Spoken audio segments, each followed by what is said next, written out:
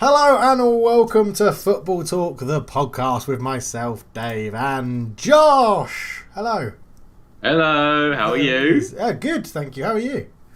Yeah, good, thanks. We're both sporting red. Is that because we're both celebrating Liverpool's success and we're going, yeah, woo, Well, I Liverpool. think this definitely suggests I'm not supporting Liverpool's I just success. thought it's the closest you get. You obviously don't own a Liverpool shirt, but I thought it was just out of respect. Is that No. not happy? I don't really. I mean, it was going to happen, wasn't it? So Yeah, well, yeah. I mean, there was a few fingers crossed that something strange might happen. Didn't. as soon as they started the season up again, it was always going to happen because they would have done. Even if they had just completed the 2 games to make everybody play the same amount of games and then did average points, Liverpool was still going to win it. So, yeah, there was no way Liverpool weren't going to win it. So I've come to terms with it. I'm not one of these idiots that are like, oh, you know, F off and this and that. They were always going to win it. They've played good football. F off. F off. Yeah. Like, yeah. They've deserved it. They've played good football this year. It's just annoying that it's Liverpool. The bit that I think. Wait, I want to chat about you, Dave. First, we have a little bit of non-football stuff. How are you? What's just before we get into the deep dive of football? What's going on with you? You living your best life? I'm living the best life I think I can. We've been out with friends and everything now. We're allowed to meet people and go out for dinner. Friends. I've got friends, so life's on the up, Josh. Yeah, no, it's good. I'm good. We're slowly coming down of this lockdown stuff or circuit breaker as it is in Singapore, which is good. So it's called circuit breaker. Yeah, it's called circuit breaker. And I've met a few friends for drinks and dinner and everything like that. So yeah, it's good. It's good. And I've been watching Man United games, which is fun again to watch Premier League football. So yeah, it's good. What about you? Your hair's looking crazy. Voluptuous. Yeah, that is a word you could use. Haven't had it cut at all since I can't remember last night. Probably had it last cut in February, maybe early March. Okay. Yeah, it's been a while. And some people have obviously allowed their partners or their family to dabble and shave some sides or give a full-on haircut. I've gone, you know what? Let's see what life brings me, and it brings me a big old quiff. It brings you a big old quiff. That is correct. Now it's thrown it out. What do I do? Do I go back to old haircut? Or do I try and embrace this? Don't know. Who knows? I would say embrace it. I don't think your missus will agree. No, and you know what? Just try something new. You always know try something new. Sodder. Yeah. Yeah. I mean, I did have a beard for a while, didn't I? I was going for the beard, and that I was kind of somewhat forced into shaving that off. So yeah, I'm going to get my own way with my hair. Mine's the same. Sold my car yesterday. It's up for sale. Yeah, put it out there as an advert for people, and I'm sure you're keen to work out what happened. Yeah, just sold it. You sold it. Yeah. No fuss. No fuss. Literally, guy who bought it didn't even test drive it. Literally, I drove it to his house yesterday up in Surrey, and he transferred money, and we're winners. Wow. So Job one done. of the easiest. I've never sold a car before. I've always No. part exchanged them or took them to the scrappy. Yeah. Was seamless. So maybe I should get into selling cars. I've always heard selling cars is quite hard, but not if you're Josh. Absolute liars. No, mate. It's the thing. I'm going to sell people's cars from now. Bloody hell. Anyway, let's get back to the football news, Josh, because we've now covered, lockdown, hair and cars, so we can tickle them off. Yeah. Football, yeah, go on. Liverpool have won the league. Thoughts as a neutral Spurs fan? As a neutral Spurs fan, I think this lockdown period has helped because it's softened the blow. Because it's almost kind of like I can really keep myself away from it. Like it was similar to when kind of Leicester won it. It was done like where they weren't playing. It's kind of it was a bit. We didn't see them shout about it. We didn't. You could obviously search it out, but it wasn't there right in front of your eyes. Yeah. But it's also kind of because it's gone down and like we had no football and it's come back up and it's behind closed doors football. I think it's kind of just protected me a little bit. Kept my sanity by having to go. You know what? It's happened, but I don't have to digest it. How have you felt about all the social media? Have you had much from Liverpool? Obviously, we've got a couple of Liverpool supporting friends coming from a county where there's no good football teams. Sorry, Gillingham, but yeah, we get a lot of mixed teams that are supported. Yeah, we've got a few friends that are Liverpool fans. Have you had much on social media that you've? A few bits and pieces, but completely chosen to ignore it. Yes. Okay. Yeah. I've been mature and gone. My response is not going to be mature, so my mature response is going to be to ignore, and therefore I don't have to go "Ugh," and be one of those idiots who go f off. But overall, I would like to. They've been fantastic, haven't they? They've been, it's almost been too easy. It's just been like before the season. So last season, obviously, Man City smashed it, and Liverpool kept up with them, and you thought, oh right, that's just kind of Liverpool matching Man City, which was a feat in its own. But then to just go over and above and potentially beat records now and do it by themselves because Man City falling by the wayside is just absurdly impressive. Yeah. Do you think they're going to go and pursue those records though, or do you think they're going to protect players or give play? I don't know if there's medals at stake for people who haven't appeared enough. If they're thinking kind of, next season, they don't want to overload players, and what do you reckon they're going to go for? I think it will depend on when we know. It's very hard, because I think if we knew there was only going to be like a month off until the next season, I think they'd rest people and try to bring other people's through to get used to how they play. But because, I don't think it's been confirmed yet. I was about to say the same to you. I'm not sure if there's any confirmation of 2021 season. I think because there's no confirmation, I think they'll go and pursue for those records. I think they're going to push. I think they might see it as there's no need to rest people because the rest has been had. But I think you'll see a lot more rotation. I think people like Shaqiri are going to play a lot more now.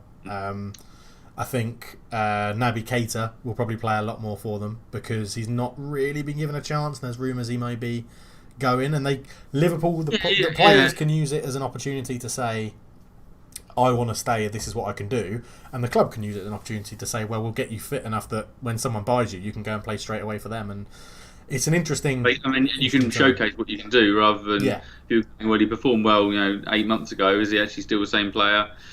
Yeah, I think they'll probably pursue it, and then if it obviously falls by the wayside, and they lose, randomly a couple of games like they did, lost to Watford, actually in a bad run of form compared to them, wasn't it? Before lockdown. The other thing is, I think they'll go. I think they'll go for the records because there will always be the lingering.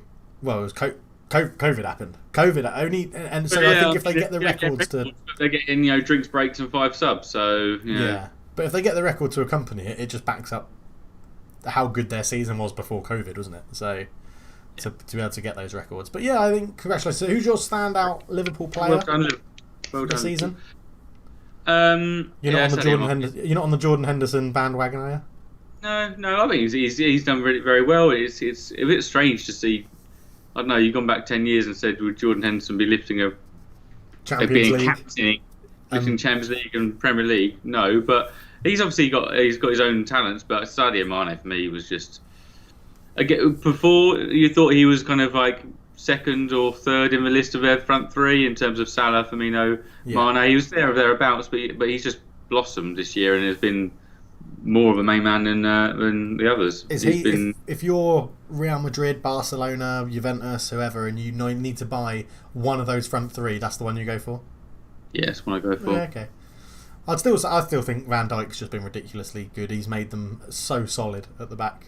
Like, he just let everybody else go do what you want. But it's funny because I remember when it happened with Spurs, like 2016, 2017, you become such an efficient and effective unit that it takes pressure off the other areas because you just they know you're a threat. So, for example, Liverpool v Palace, 4-0 obviously during the week. Palace didn't have a single touch in Liverpool's box. First time that's ever been recorded by Opta.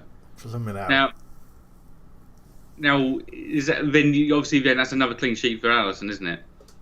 And people can speak about Alisson being fantastic, but in that game, he's not fantastic. And in truth, the defence probably wasn't fantastic because the midfield and attack are so potent and such a threat that the teams change how they set up against people.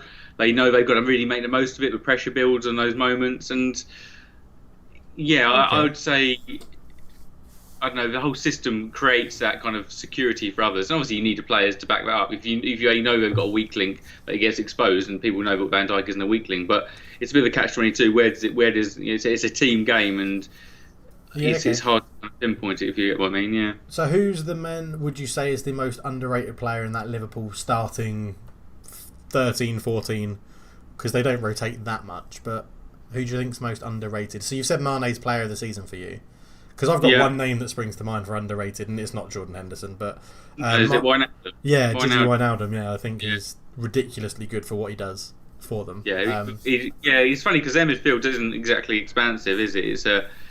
It's very much a keep the ball and maintain the pressure out of the pitch and win it back quickly, and he's really perfect for that. And I wonder, obviously we'll have 3 more clubs going down summer, and Liverpool obviously made hay when buying. Obviously, Wijnaldum bought from relegated Newcastle.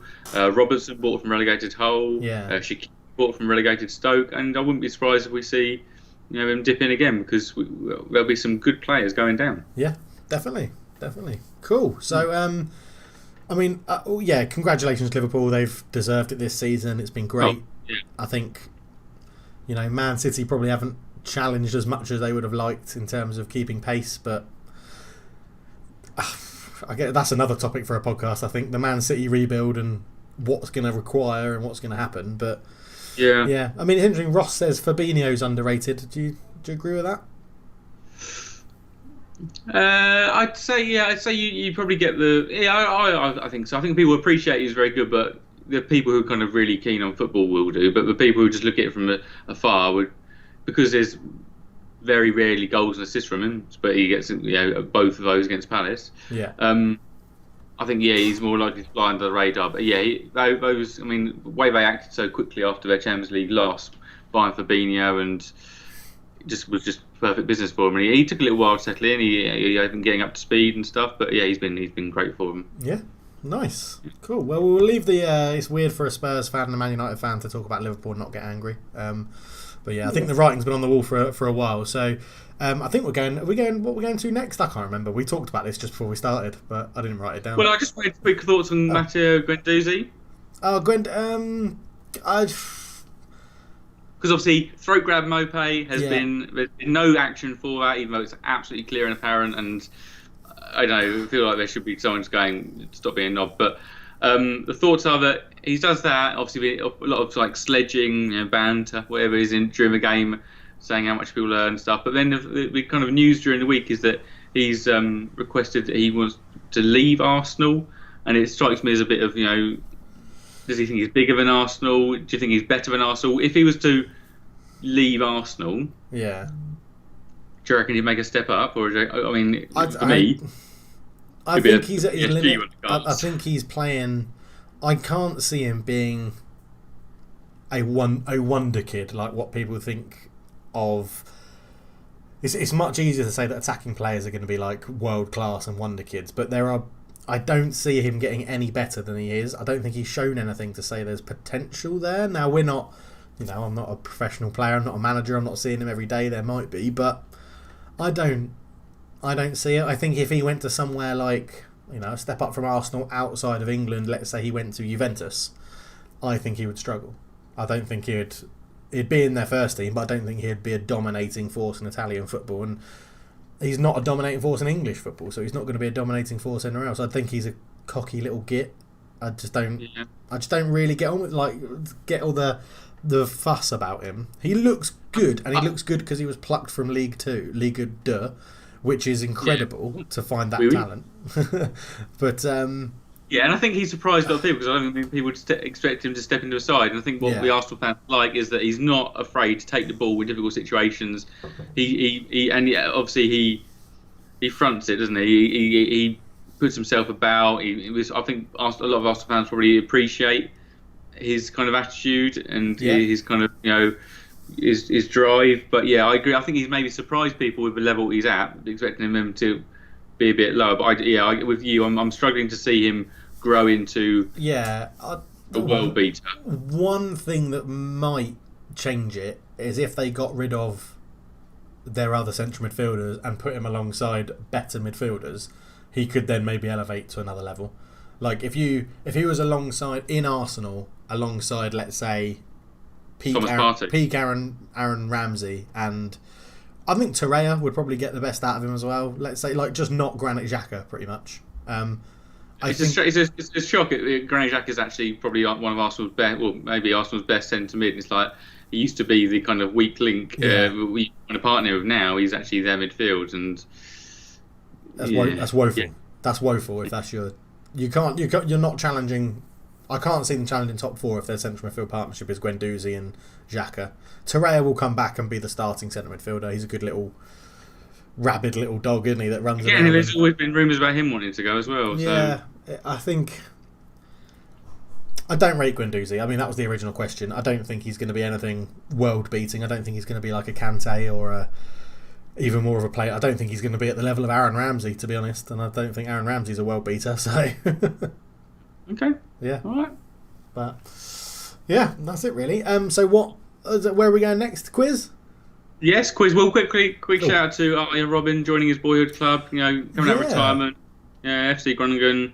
Lovely to see. Maybe he'll be joined in the future. Maybe he'll keep playing forever and he'll be joined by some other ex-players like Luis Suarez or Virgil van Dijk can join him and they can be a force to be reckoned with. But it's always lovely to see a player bookend his career, isn't it? It is good. I mean, yeah, it is good. What are you about to do? What are you about to say? I'm about to say that he actually went out at because he retired from Bayern Munich, didn't he? That's when he was last club and he retired. That's one hell of a club to go out at and not come back to play football. Oh, so you're a Zidane one, are you? You want to be going out right at the very top. You don't want to be doing a... No, we've done our ideal teams and I bookended it and went to Folkestone, but I'd never said I'd retired somewhere else and then go back to Folkestone. If you're going to do it all in one stint. He knew he would have wanted to play for Groningen anyway. Man's allowed to change his mind. He might have thought that's what he wanted, but now he's changed his mind. True, very true. Right, let's move on. I do have... a time limit for this episode. I do have to be done in the hour. So, right, let's crack on. Quiz for you. Quiz. I shall load up the quiz. La la la la la la. Ooh la la la la la la la. Ooh la la la la la la la. It's quizzing time. Right, Dave. Quiz on the screen. Back to the 2010-2011 Premier League. Do you remember it well? No. Oh, that shows how much Man United fans. You won the blooming title in that year. Yeah, so it doesn't mean I remember everyone else doing very well. I've got a list in front of me and I don't see Man United on it. So. Oh, well. Just quickly, I was looking at the players of the month that went through that season, and there's some ragtag names. Peter Odemwingie won it twice that season. Incredible. Scholes, Van der Vaart, Elmander, Nasri, Berbatov, Parker, and David Luiz won it once as well. Bloody hell.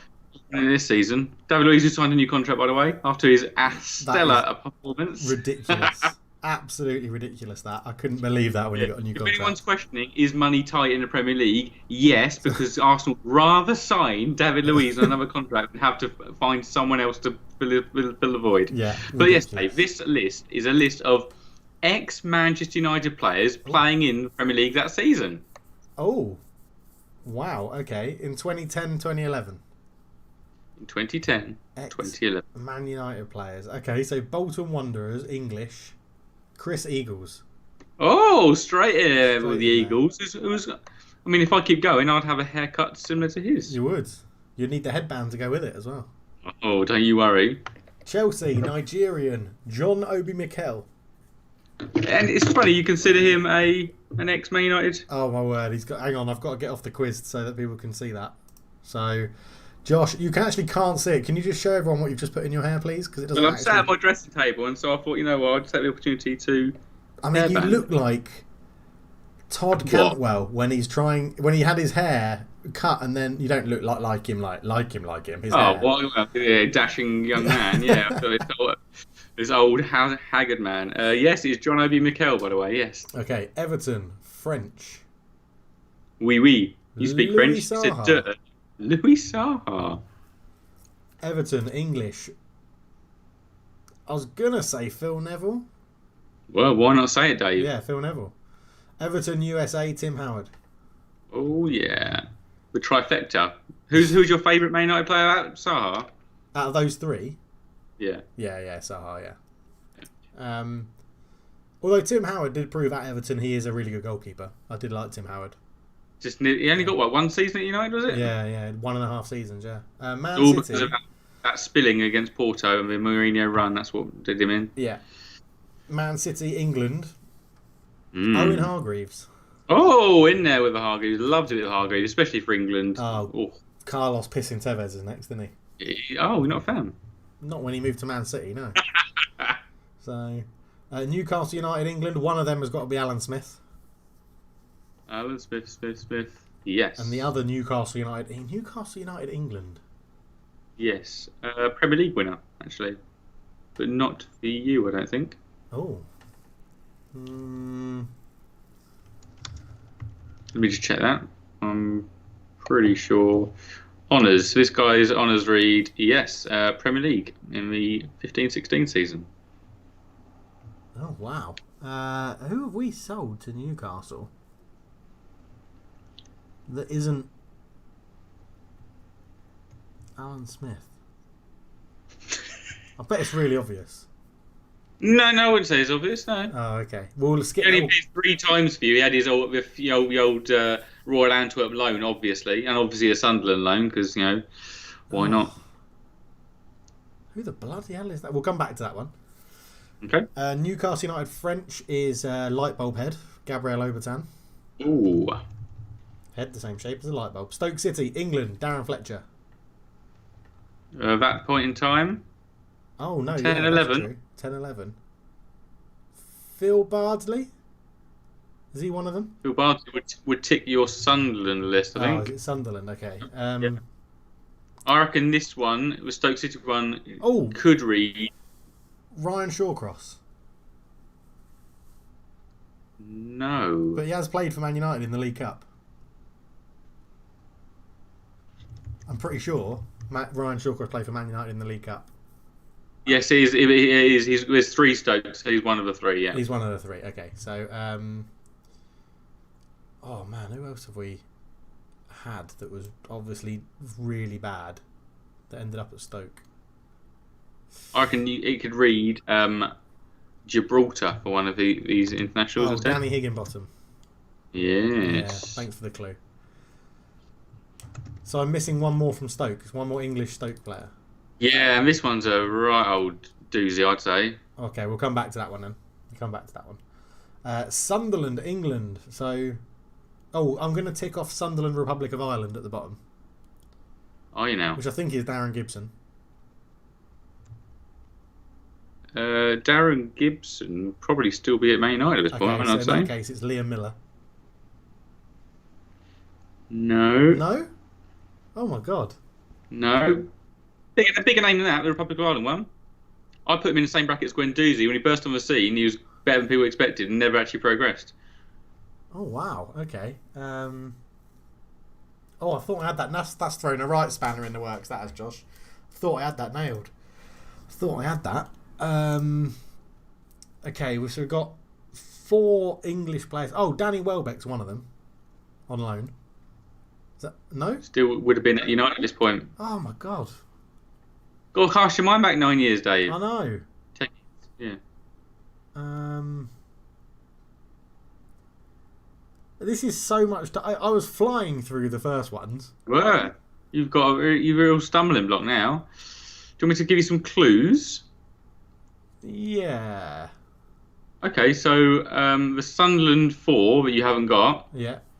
So I'd say you've got the first one would be a kind of right back / centre back. You've got then a centre forward. You've got maybe a left back, left winger, left centre mid maybe.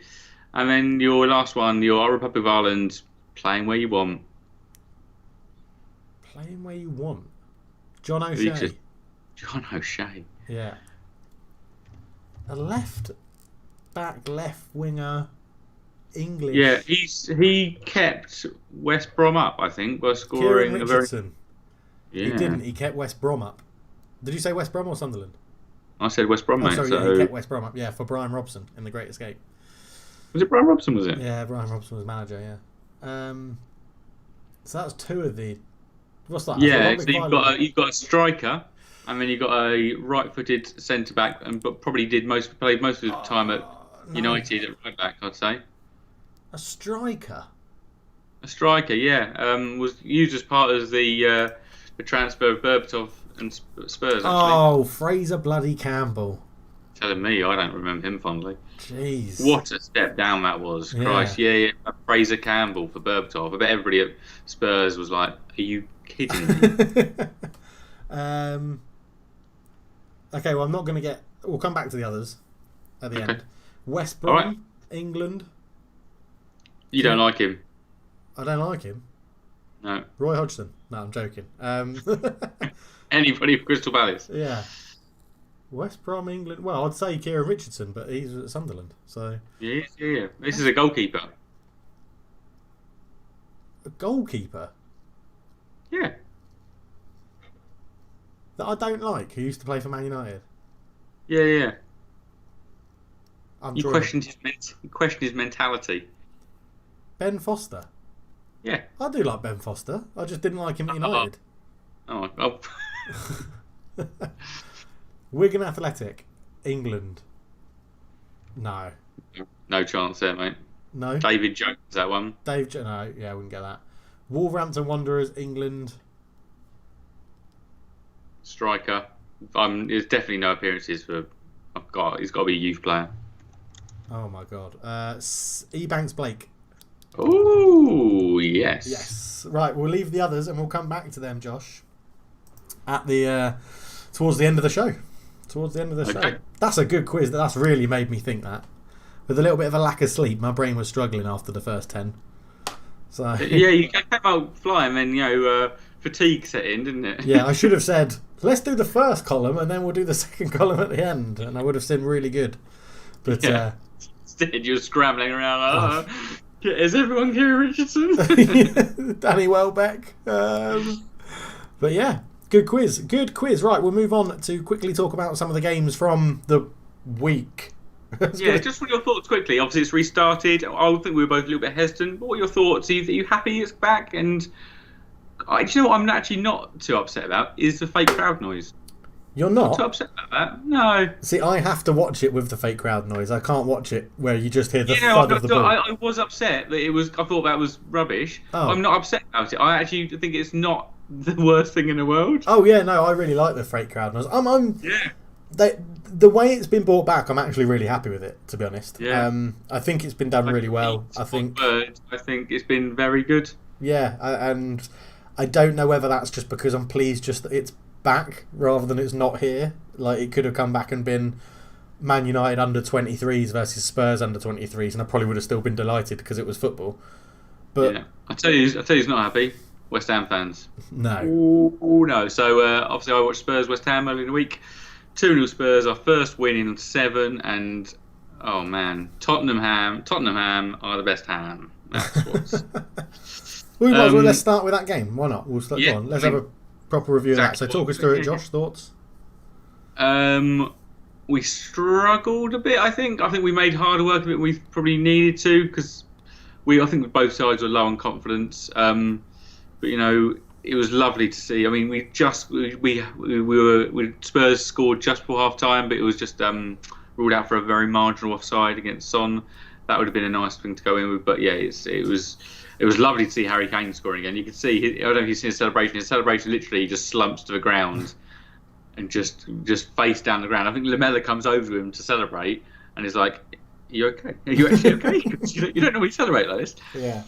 I mean, it took a very scrappy own goal to open the scoring, but it was well worth. I've got to ask, because we were discussing and saying, 2 podcasts ago.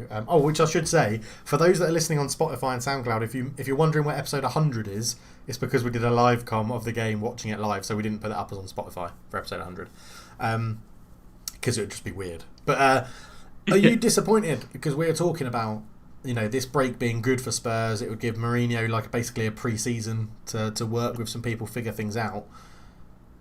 From a neutral that is a bit biased against Mourinho, it still looks pretty crap. Nothing seems to have been worked out. There doesn't seem to be any sort of difference. It all seems to be a bit rubbish still. What he seems to have worked out is that he only likes 13 players. We've used 2 subs each match. Welcome to Mourinho's world, yeah. I think he must have an idea of what wants to be played and doesn't want to disrupt it, and he feels like the 5 subs will just imbalance it. I mean, I'm getting a little bit annoyed at Tanguy and Dembele is not getting any Yeah. game whatsoever is really annoying me. But because Mourinho didn't sign him, so he'll be sold it in didn't the sign, summer. it didn't sign a lot of those players though. So I think personally, I think Ndombele's time will come. I think it's just a period of adaptation, and I think we need to. I think he maybe feels like he's a bit of a defensive liability, so wants to shore up things. Otherwise, it will just open up the side a little bit too much if you have Ndombele and Lo Celso in. But yeah, it's. I mean, we've drawn one and 1-1, so it's not been the worst restart. I mean, our game performance against United was a bit iffy, but in terms of West Ham, that's played 3, lost 3, scored Yeah. 0. A big zilch. With the amount of money they've spent as well, and why David Moyes? Why bring in David Moyes again? Winning is what he does. 17% win ratio later. It's only what you do fifth of the time, actually. Yeah, it's just ridiculous. But they would be forced into a fire sale if they got relegated. They would be forced to offload those guys quick. I mean, they've got to be fair, like Declan Rice, Jared Bowen, 2 English players. They sell for good money. I mean, Sebastian Haller, we obviously bought for like 40 odd million. You got Philip Anderson, probably go for a fair chunk of money. You've Yarmolenko. Yeah, Yarmolenko probably just do the old shuffle over to Turkey or something, and but you got a fair amount of good players there. Yeah, that's me shuffling over to Turkey. Sorry, yeah. Turkey.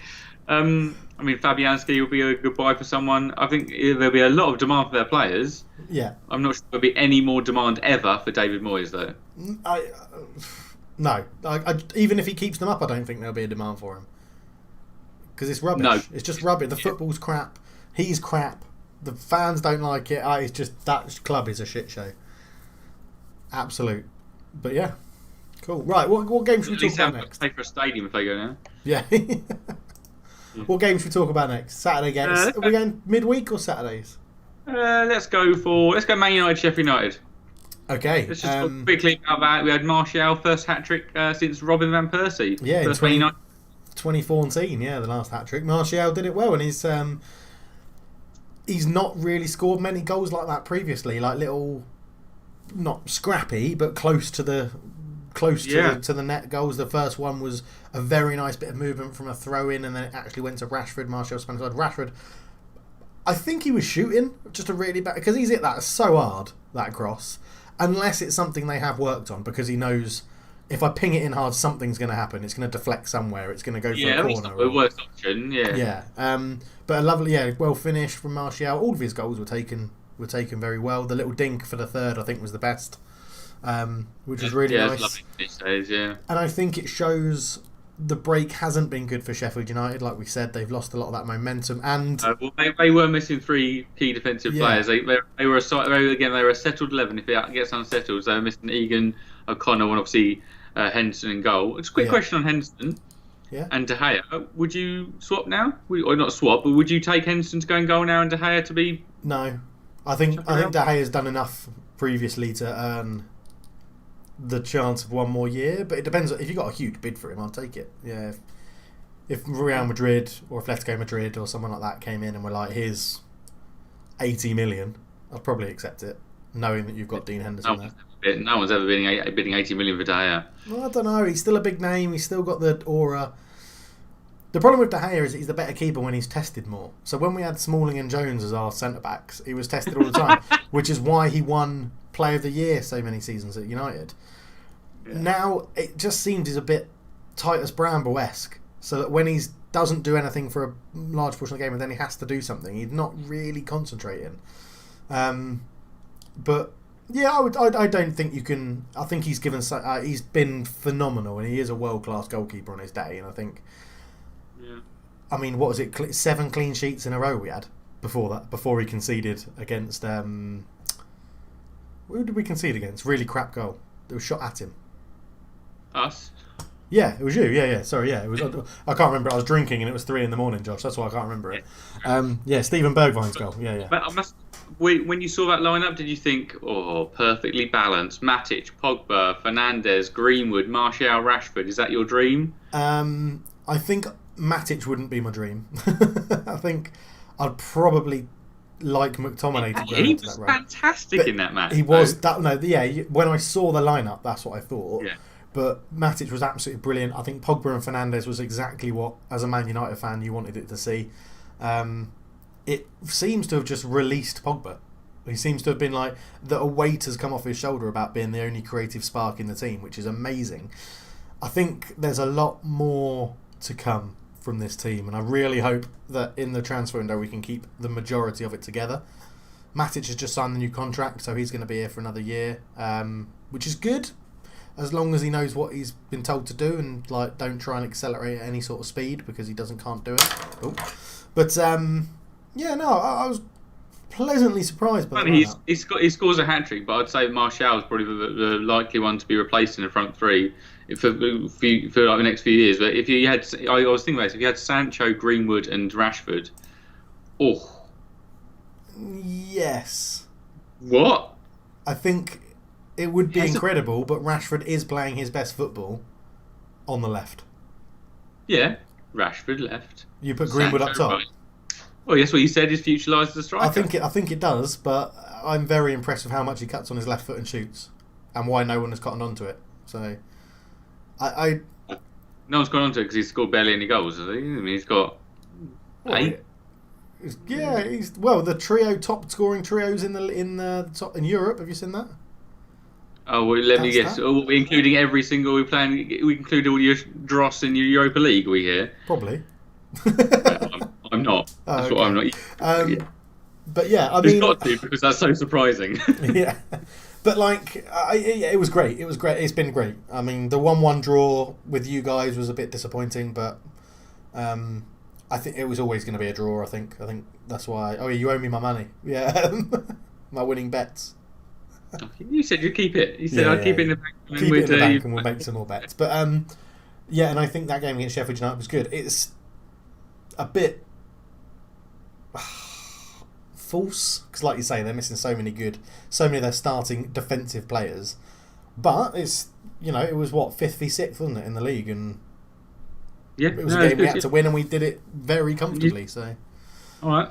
What about Southampton Arsenal? Obviously, Arsenal had started a bit poorly. Southampton obviously started with a bang, but Arsenal win 2-0 here, and it's not quite. I mean, they get 3 points, a clean sheet, away from home, 2 academy players scoring. That's got to be something Arsenal fans cheer about. Not much for Alex McCarthy to cheer about in goal. No, my word, what a melon! I mean, the first one, it's like the first one when he tries to pass it directly in front of him and Nketiah intercepts it. It's like he's never done that drill where one person's in the middle of everyone passing it round. Because you never go across the middle. You always just knock it to someone next to you if they're close. But what an idiot! Yeah, what an idiot. Southampton. What's happened to Angus Gunn? Is he injured? He hasn't really. The goalkeeper's probably been the failing of that side. Oh yeah. For a long time actually. I can't remember the last time I was actually. When Fraser Forster was really good. That's the last time they had a good goalkeeper. That's something, and that's been a long time now. He dropped off a cliff at Southampton, and they've never recovered from it. Yeah. So. Yeah, we uncovered a conspiracy theory that Southampton aren't allowed good goalkeepers. Or they just need to hire a new goalkeeping coach. Or buy Fabianski when West Ham goes. That's a good one. Yeah.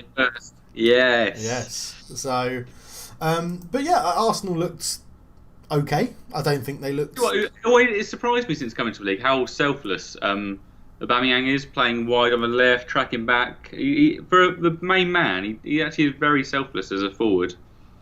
I think he must have said something to say that's where he wants to play. He must have done, because surely you put him through the middle if you sign him for that much money, and he's obviously your best player. Yeah. I mean, he must have said that that's where that's where I think I play my best. But either that or we've got some very good man management from the manager here. Yeah. He's very good. I think Arsenal didn't look.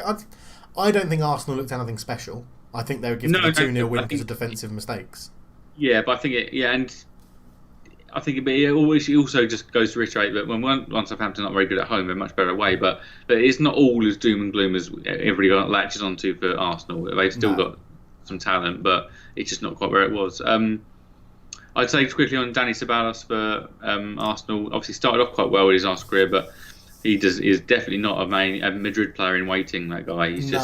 I saw they've extended his loan. I assume that's just for the remainder of this season, not for next season. Yeah. So, but yeah, I think Arsenal did alright. keeps them just about in contention from Europe. 6 points, I think it is off, something like that. I think it's a bit too much to ask, but it's just a very. It's another big summer for them, and it is a big summer like who they can keep hold of. Yeah. Because if they do lose Aubameyang, I mean, there's talk getting Thomas Partey, which I would be amazed if Thomas Partey goes from Atletico Madrid to Arsenal. Is a player who I'd forgotten about. Do you remember Juan Arango? Was he Ecuadorian maybe? Yeah, he was Ecuadorian. He came out and spoke about Partey going to. If he was going to Arsenal, it's not just a step down; it's like 3 steps down. I was like, wow, Juan Arango with bringing the heat. Yeah, Christ. It's incredible.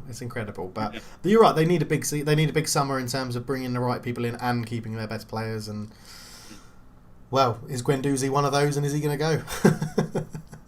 There's a lot of things you could change outside, but you just need to do it, slowly, catchy. Yeah. All right, let's move on to Chelsea Man City very quickly. Chelsea Man City. Oh, wow. This was humdingers. Honestly, matches where Chelsea can side to the title, like the Battle of the Bridge, can be seemingly absolutely ferocious, ridiculous games. Yeah. Favourite goal in this game then, Dave? We are liking different goals. I imagine you're gonna like a certain goal. I'm gonna like a different one. Well, Pulisic. You like Willian's goal? Sorry. Is it Willian's penalty? Willian's penalty, yeah. I mean, De Bruyne's goal was absolutely fantastic. But I can understand the merits of Pulisic's goal, but De Bruyne's is absolutely incredible.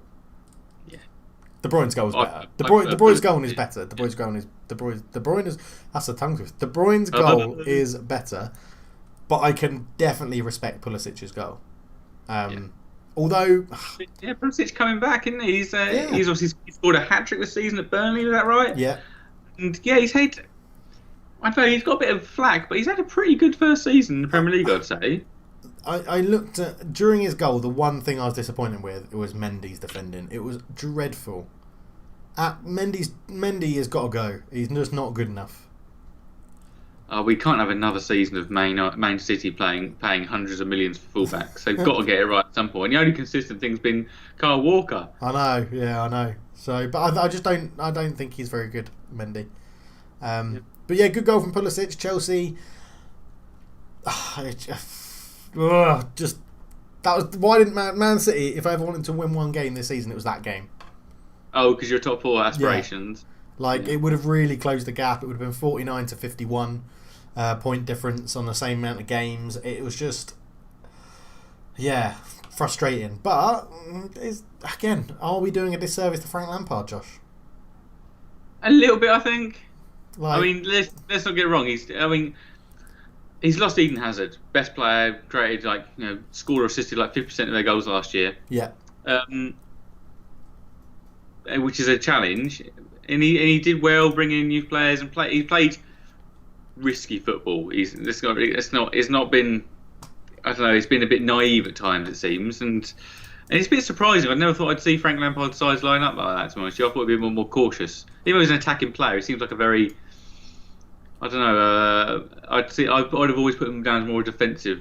I thought I would have put him as quite risk averse in a football game. Yeah. But yeah, I mean now they're spending lots of money, and but he's done well. He's done well. Yeah. He's done better than I thought, so I've got to give him credit for that. Very true. Yeah, it's been a pretty good season. Yeah. Quick chat about Fernandinho and his surprised look about being sent off when it was one of the most clear handballs you've ever seen. I mean, his acting's not quite the level of Stephen Taylor when he got shot in the chest for saving a ball with his hand. I mean, Fernandinho probably should have been sent off before that when Kyle Walker saved on the line. Yeah. See, Pulisic ran across and Fernandinho just takes a chunk out of him. Pulisic keeps running, but if he hadn't have done that, Pulisic would probably got his shot off quicker and he got in. Yeah. But because he doesn't go down, there's nothing given. It's like, well, is that fair? I'm not sure, but then exactly. I must admit, I didn't see it first off. What, the handball? I didn't see it. No, I thought it hit his thigh. Yeah. Yeah. But when you see Tammy Abraham saying, well, I think something's happened here because Tammy Abraham is livid. I love it. I love to see a handball. I mean, it's the stupidest thing you can do. I'd much rather 11 men 1-0 down than 10 men and probably 1-0 down anyway. Yeah, definitely. Even 10 men and 0-0 is going to be harder than getting a goal. Yeah. It's Man City, for sakes, they can spank anyone for 5 or 6 goals. Just have faith. True, very true. Right, we're going to leave the reviews there, Josh, because we're running out of time. Okay. So we'll. I just wanted to quickly mention Villa v Wolves. Okay. Wolves again have had a smashing restart. I think it's 3 wins, 3 clean sheets. That's now 7 clean sheets in the last 8. And a shout out to Willy Bolly. Yeah. I was looking at this, and he has he's missed. Well, the Wolves have lost 6 games this season. 5 of them when Willy Bolly was injured or been missing. Yeah. And I'd say that if sides want to beat Wolves, they need to smash them in the first half. Because where do you think Wolves are in the half-time table? I don't know. 12th? 20th, bottom of the league. Word. If game's finished at half-time, Wolves are bottom of the league. Wow. That is a surprise. That's stamina. They just got a solid defence, but they seem to, just I don't know whether Adama Traore's speed comes on. I mean, Adama Traore down the wing, Jimenez goal, bang. Adama Traore is turning to be a fantastic player. But yeah, I just want to shout out to Wolves because they've actually been again very impressive, and Nuno Espirito Santo is quite possibly a wanted man. Yeah, I think so too. He killed a guy. Probably murder. He should lay low for a while. Yeah, cool. Right, well, we'll move on to Wikifiles very quickly because we are running out of time. So, I got a Wikifile.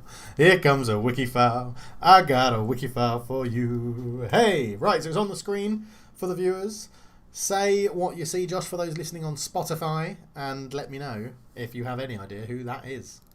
Okay, so we have a youth career. We're starting in 1998. I was in year 8 at secondary. He was the Slask Rocklaw.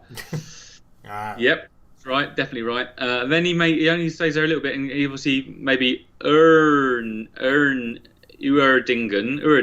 It just makes me want to say Erdunker, the beer. Yeah.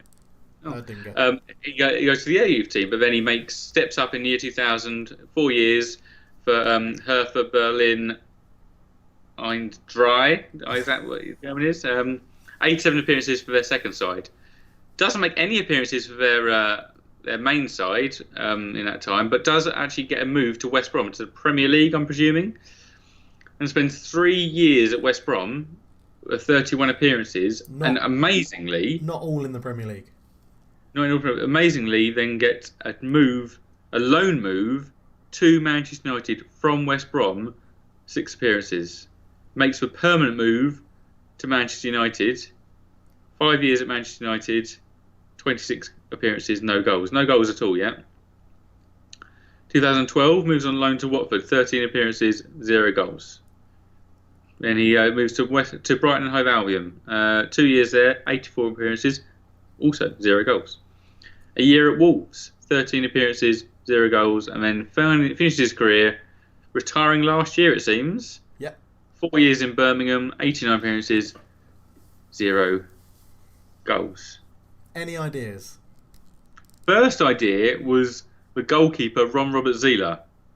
Right. But it's not him, because I think he had a time in Germany playing. But in my head, it's a German goalkeeper. Ron Robert Zieler played for Kaiserslautern, I think it was. Yeah, so what do you think? What hints can I give you? I'm thinking German, although his youth side makes me think maybe Polish. But something Polish or German. What hint would you like? Position, please. Goalkeeper. Is goalkeeper. Yeah. So there has got to be. Oh, by the way, he hasn't retired. By the way, he is Polish. It must have been an emergency loan for you. It's Thomas Kuszczak. It is Thomas Kuszczak. Yeah, it is Thomas Kuszczak. Well done, Josh. That's a bit that threw me out. The loan. Yeah. To Manchester United. Like, who goes on loan from West Brom? Like, yeah, I'm going to go on loan to Man United, please. Yes, please. I think what surprised me was that I didn't realise he played for Watford and Wolves. I just don't remember that.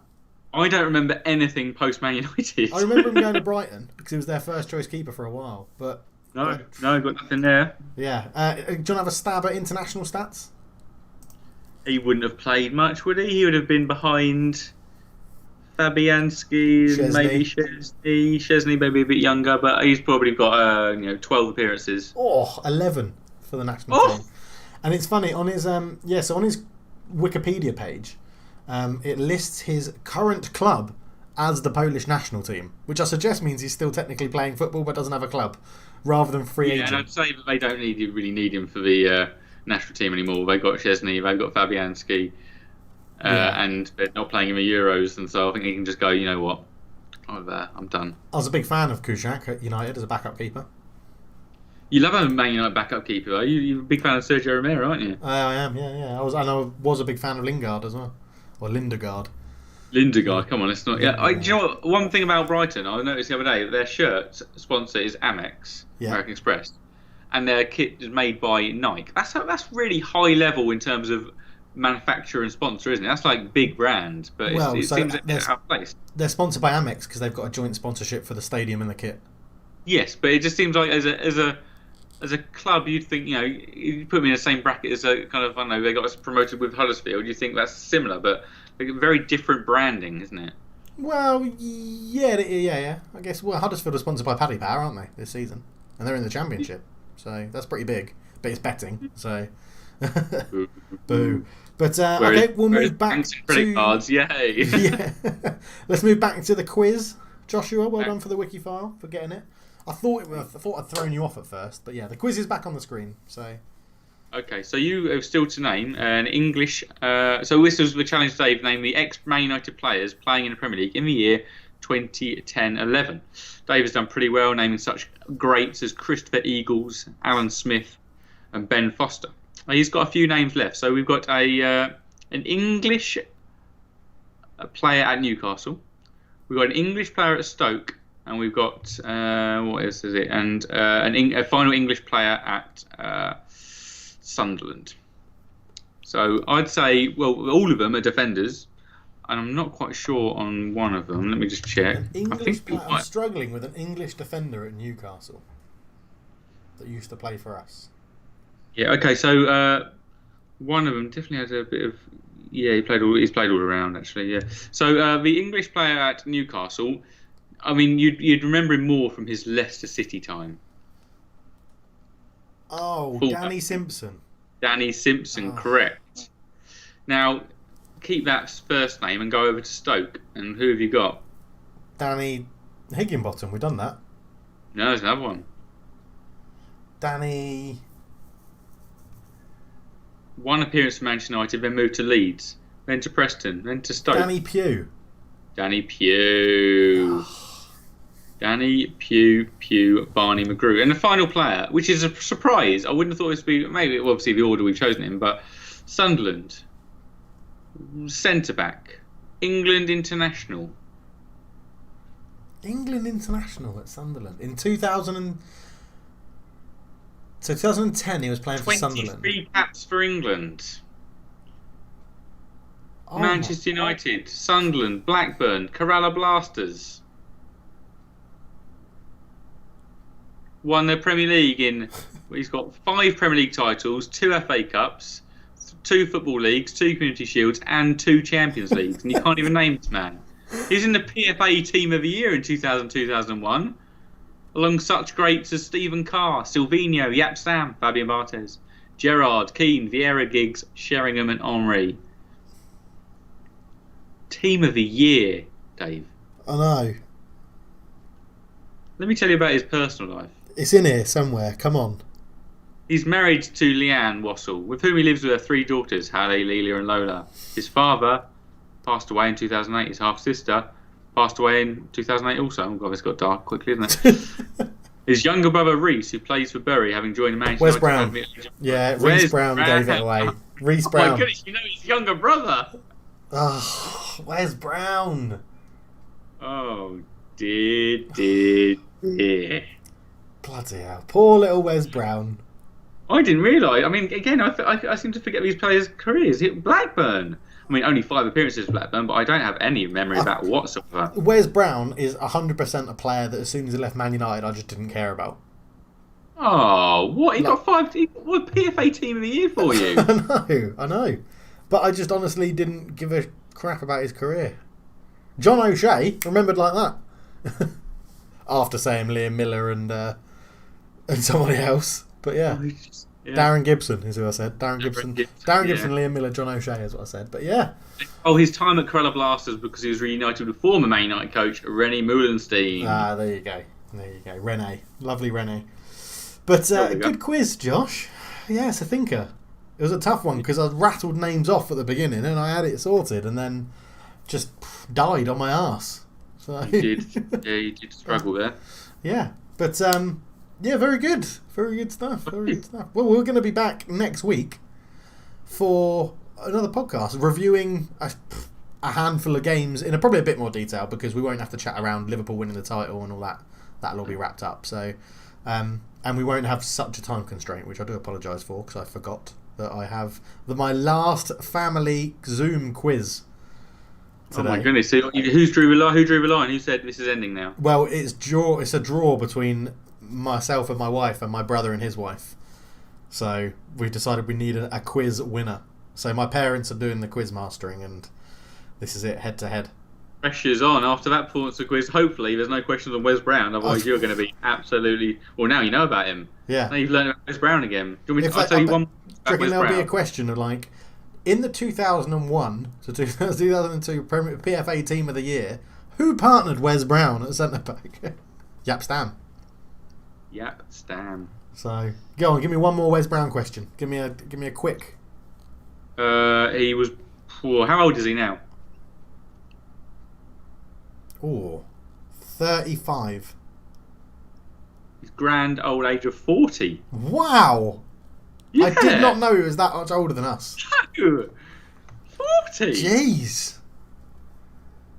Put it into perspective. He'll be 41 in October. That's ridiculous. What a granddad. Crikey. Yeah. Well, on that note, we'll leave it there and we'll say if you want to follow us on our Twitter where we post polls, we'll get back to doing our weekly poll as well now that football's back. We'll be hosting our weekly poll so you can vote on that. Just follow us at Football Talk, but remember, there's no A in football. There's no A in football. You can find us on Spotify, SoundCloud and YouTube. Just search for Football Talk. Scroll down a little bit on Spotify and you will find our green logo there, which you can see. But thank you very much for tuning in. I don't know if I've forgotten something from the outro. Josh is still dumbfounded by the fact that Wes Brown is older than me, him and Ross is in the chat. He's happy as well that Wes Brown's older than him. John O'Shea's 39. Oh, everybody's getting old. John O'Shea is 6'3" as well, so he's much taller than Christian Daly. Bigger than a Christian Daly. But thank you so much for listening and for watching on YouTube. We'll be back next week with another episode. But for now, we're out. Say goodbye, Josh. Goodbye, Josh.